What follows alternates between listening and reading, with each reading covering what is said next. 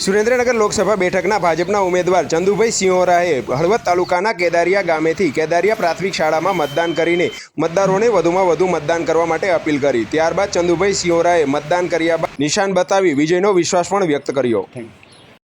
લોકસભાના મતદાનનો દિવસ અને આ દિવસે લોકોની અંદર જે મતદાન કરવા માટેનો જે ઉત્સાહ દેખાઈ રહ્યો છે એ ઉત્સાહ જ બતાવે છે કે લોકોએ મન મનાવી લીધું છે કે મોદી સાહેબને આ દેશમાં ત્રીજી વખત વડાપ્રધાન બનાવવાના છે। ત્યારે ગુજરાતની 26માંથી 26 બેઠક મોટી લીડથી અમે જીતવાના છીએ।